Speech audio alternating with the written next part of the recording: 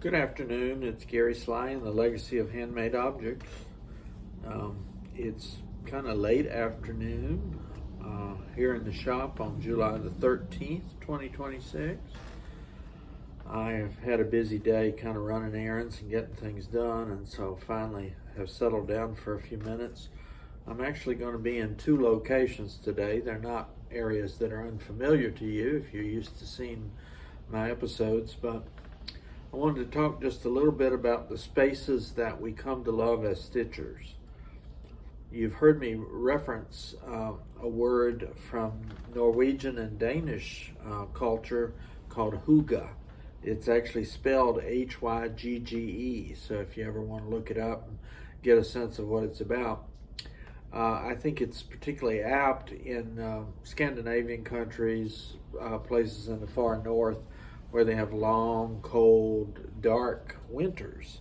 And the idea of hygge is to create a space within your home where you feel comfortable and where you're able to relax and kind of make your way through the day.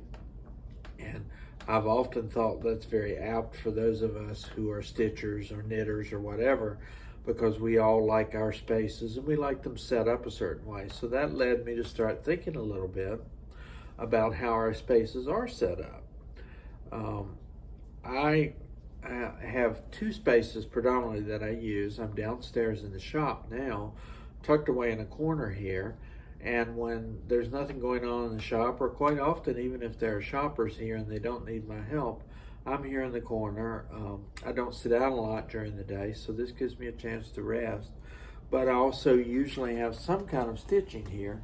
Right now, I've got a piece that I've been working on for a while, and I'm going to be working on it for quite a bit longer. It's this tree skirt kit that I found here in the shop in some old vintage things. And it's a large piece, so I don't like moving it around too much. I like kind of leaving it in one place. You can see that's what I'm working on there. It's got 15 vintage Santa Clauses, and that's what I'm doing. So my space down here, because it's in the shop, is a little more transitional. I don't spend a lot of energy setting up stands and all that. You see I've got a nice light here next to me.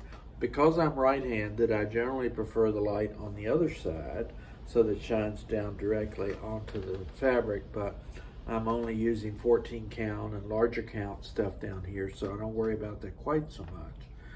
Lighting, of course, is one of the things that we stitchers pay a lot of attention to, so it's important that I have that. This is the entryway, and it's pretty well lit as well.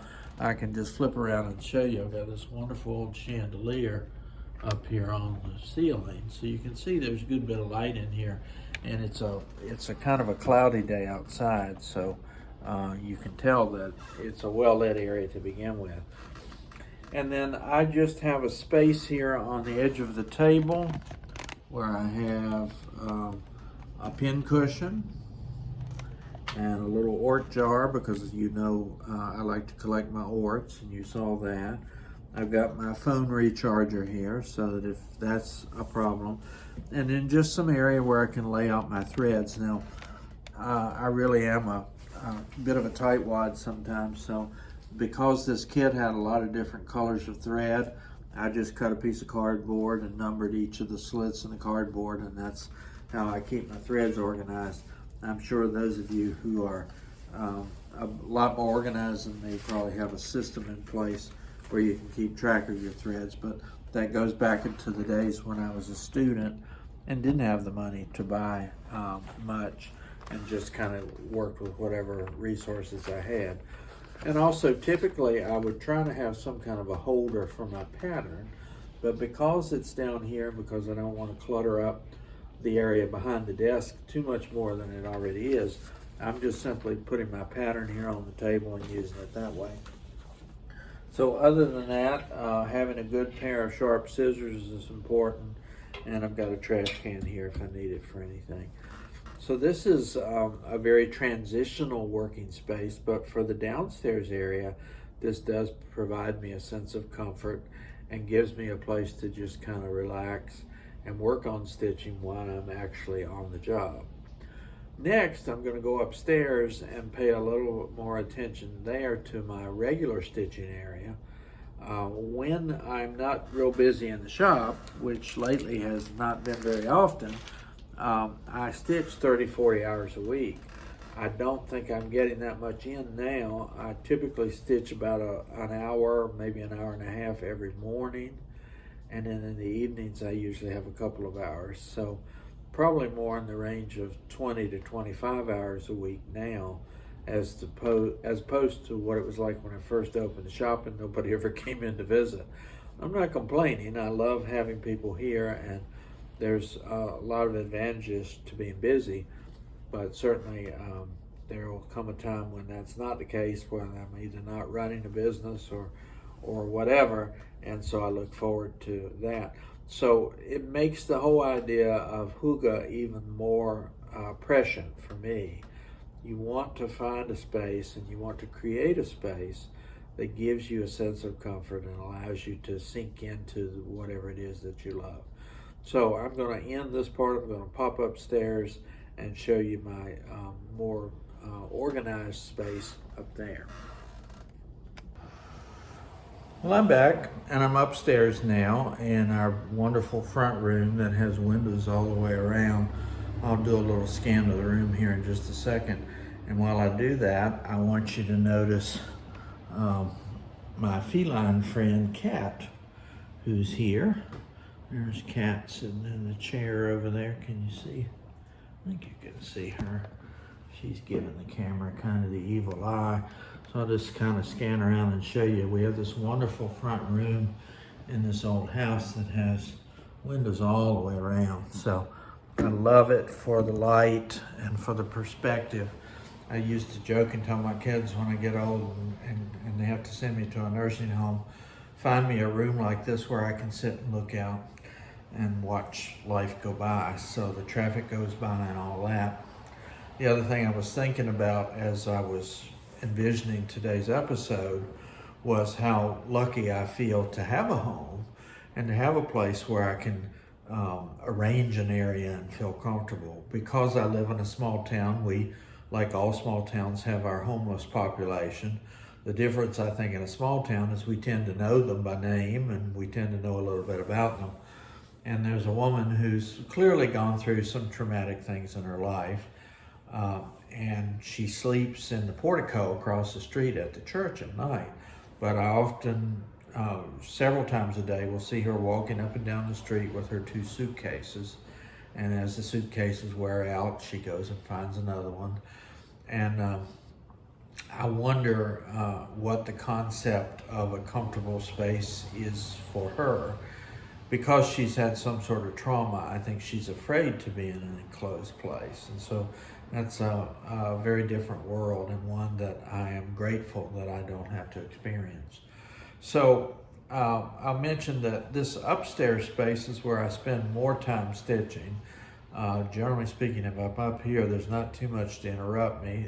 There is a television here, and occasionally I will glance up if something is on television, but I'm going to spend more time watching my stitching than I am television. So I probably can't tell you what most of the characters look like.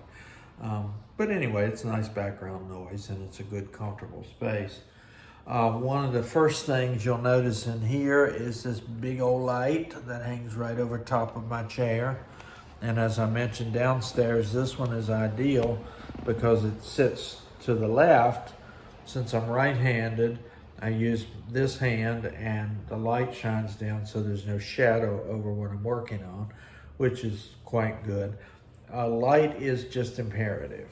I mean, many days when it's sunny, I can stitch in this room without a light on. The other thing, I'm lucky at this age, I can just take my glasses off and I can see up close just perfectly fine. In fact, I can see better up close without my glasses than if I had my bifocals on. So many times during the day, I don't wear my glasses at all because I'm doing some kind of up close work. So lighting and, doing whatever you can to help with your vision.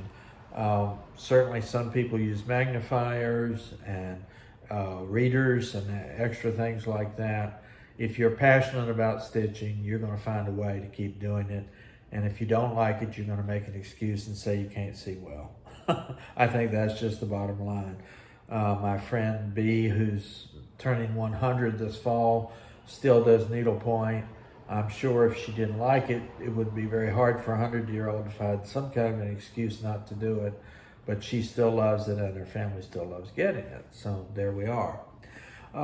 One thing that I've used pretty frequently through the years, and I think it's pretty ingenious, maybe it's not, but my kids were all in band, and so when they got through with their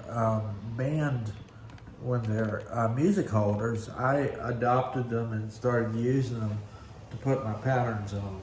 I'm sure there are fancier things that will work, but the nice thing about them is they're metal, so they're magnetic.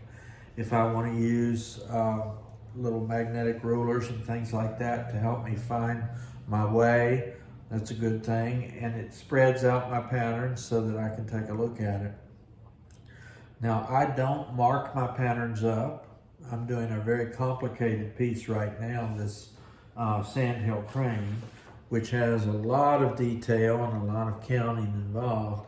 But I'm, again, a tightwad, and I don't like to mess up my patterns. And so I really just kind of count and work my way through. But I love having a stand right at my elbow. That's a good place for me to put my scissors too. I still use a pin cushion for the most part rather than a needle mic. And my trusty Ork jar is always here in order to catch all the threads. And the only other things I generally have on the table are a clock, a watch to keep track of what's going on, and a box of tissues. And there you can see the piece that I'm working on. Since I'm up here, I'll show you how this is going. I've showed you this progress before, but this is the sandhill crane that I'm working on, and you can see she's beginning to get just a little bit of a beak there. I say she, it is a mother crane, because there's going to be some little babies trailing along below her. So that pattern, that design is going along pretty well. This is small count. It's 28/2.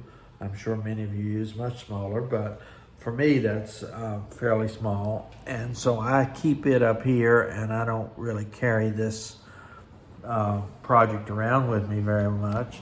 I've got this wonderful little chest here, and I've got a box with my bobbins in it. This is really cool. I haven't used it much yet, but it's got this drawer in the bottom where you can put your wool. So when I get back into needlepoint, I'm going to fill that up with the yarns and use them for my needlepoint. Obviously, having stitched for 55 years or so, I've had all kinds of setups through the years. When the children were small, there was always an area that the children were taught not to touch. They knew that if they put their grubby little hands on my needlework, there was going to be trouble.